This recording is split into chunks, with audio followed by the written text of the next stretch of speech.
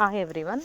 Now we are going to discuss about the magical earth. Okay, ఈ magical earth పోయంలోని single answer for all the annotation and questions అనేసి నేర్చుకుందాం. ఈ single answer వచ్చేసి మనకు final ఎగ్జామ్లో చాలా యూస్ అవుతుంది. కాలేజెస్లో లెక్చరర్స్ ఇచ్చి ఒకంటే వాళ్ళు మ్యాక్సిమం ఏం చేస్తారంటే కొంతమంది సింగిల్ ఆన్సర్ ఇస్తారు. సమ్ పీపుల్ వాళ్ళు ఈచ్ సింగిల్గా రాయాలి, ఏ క్వశ్చన్కి అదే రాయాలి అని అంటుంటారు. బట్ మీకు కాలేజ్లో వాళ్ళు యాక్సెప్ట్ చేసినా చేయకపోయినా మీరేం టెన్షన్ పడొద్దు. ఫైనల్ ఎగ్జామ్లో వాళ్ళు ఖచ్చితంగా యాక్సెప్ట్ చేస్తారు. As I also gone for paper correction, నేను చూశాను, రిలవెంట్ ఆన్సర్ ఉంటే సరిపోతుంది. సో ఈజీగా మార్క్స్ స్కోర్ చేసుకోవాలనుకుంటే ఇది నేర్చుకోండి, లేదంటే ఇండివిజువల్గా నేర్చుకున్నా పర్వాలేదు. ఓకేనా? So now will go for the answer. So this is the magical earth. So the green poem the magical earth was return by Gulzar. So మనకు ఆల్రెడీ తెలుసు ఈ పోయంని మనం ఏమనుకుంటాం, గ్రీన్ పోయం అనేసి అనుకుంటాము. ఎందుకు అంటే ఇది మొత్తం ఎన్వైరన్మెంట్ గురించి. Okay, the poet praises the giving nature of the earth through his poem. So ఈ పోయంలో పోయెట్ మనకి గివింగ్ నేచర్ అంటే ఎర్త్కి ఉన్నటువంటి ఆ గివింగ్ నేచర్ ఉంటుంది కదా, ఇచ్చే గుణాన్ని ప్రేస్ చేస్తున్నారన్నమాట.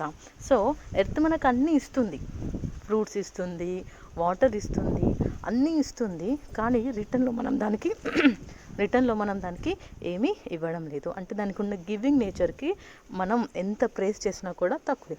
సో తన పోయమ్స్లో గుల్జార్ ఎర్త్ని చాలా ప్రేస్ చేస్తున్నాడు. The poet says that the earth has something in it. అంటే మన పోయెట్ ఏమంటున్నారు అంటే ఎర్త్లో ఏదో దాగి ఉంది, అంటే ఎవరికి తెలియని విషయం అనేది దాగి ఉంది. The poet says that the earth knows how to do magic. అంటే మన ఎర్త్కి మ్యాజిక్స్ చేయడం తెలుసు అని చెప్తున్నారు. Plant any seed and you are sure to get ఏంటి, ఒకవేళ మనం ఏదైనా సీడ్ నాటితే ఏమవుతుంది, we will get that fruit. So మనం ఏదైనా సీడ్ నాటితే we are sure to get that fruit. It is the magic of that. It gives us various fruits, vegetables. Okay, తెలుసు కదా మీకు అందరికీ, ఫ్రూట్స్, వెజిటేబుల్స్, ఇంకా ఫ్లవర్స్ అన్నింటినీ కూడా మనకు ఇస్తుంది. సో మనం ఏదైనా ఒక చిన్న విత్తనాన్ని పెడితే అది మనకు ఫ్రూట్స్ రూపంలో, అంటే అది ఫ్రూట్ చెట్టు అయితే ఫ్రూట్స్, వెజిటేబుల్స్ అయితే వెజిటేబుల్స్, ఫ్లవర్స్ అయితే ఫ్లవర్స్, అలా మనం ఏ విత్తనాన్ని నాటితే ఆ విత్తనాన్ని ఇచ్చే గుణం ఎర్త్కి ఉంది. అందుకే the earth knows how to do magic అనేసి ఇక్కడ ప్రేస్ చేశారనమాట. The capacity of earth to give is immeasurable. అంటే ఇచ్చే గుణం మనకు ఎంత ఇస్తుంది అనేది ఎంత అనంటే ఇట్స్ ఇమ్మెజరబుల్. మనము కొలవలేమంట, ఎంత ఇస్తుంది అనే విషయాన్ని మనము ఎప్పటికీ కూడా కొలవలేము. He says that the earth balances coconut trees even when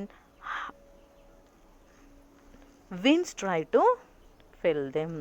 అంటే ఏమైనా పెద్ద గాలులు వచ్చి ఆ చెట్లని, అంటే ఇప్పుడు కోకోనట్ చెట్లు ఎలా ఉంటాయి, చాలా టాల్గా ఉంటాయి, అటువంటి చెట్లని కింద పడేయాలని ట్రై చేసినా కూడా ఎర్త్ దాన్ని బ్యాలెన్స్ చేస్తుంది. Okay, the poet says that the earth has something in it. అంటే ఎర్త్లో ఏదో దాగుంది. The poet says that the earth knows how to do magic. అంటే ఎర్త్కి ఏదో మ్యాజిక్ తెలుసు అని అంటున్నారు. Plant any seed and you are sure to get that fruit. మనం ఏదైనా సీడ్ నాటితే ఏమవుతుంది, ఖచ్చితంగా మనకు ఆ ఫ్రూట్ అనేది వస్తుంది. It is the magic of the earth that it gives us various fruits, vegetables and flowers. So అదే ఎర్త్ యొక్క magic. The capacity of earth to give is immeasurable. ఎంత ఇవ్వగలిగే కెపాసిటీ ఉందంటే ఇట్స్ ఇమ్మెజరబుల్, మనం measure చేయలేనంత capacity ఉందంట ఎర్త్కి. He says that the earth balances coconut trees even when winds try to fell them. అంటే ఎంత పెద్ద విండ్స్ వచ్చినా కూడా చెట్టు కింద పడకుండా ఎర్త్ దాన్ని బ్యాలెన్స్ చేస్తుంది. The earth is capable of taking in anything that falls on its surface. It can consume a lot, yet its stomach never fills. So ఇప్పుడు చూడండి, ఎర్త్ ఎలా అంటే దాని కెపాసిటీ ఎలా ఉంది అంటే ఏదైనా దాని సర్ఫేస్ మీద పడితే అది ఇట్ విల్ టేక్ ఇన్, అంటే లోపలికి తీసుకుంటుంది. It can consume a lot yet it stomach never fills. అది ఎంత స్వీకరించినా కూడా, ఎంత తీసుకున్నా కూడా దాని కడుపు అనేది నిండదంట. It makes sugarcane sweet leaves tasteless and flowers colourful.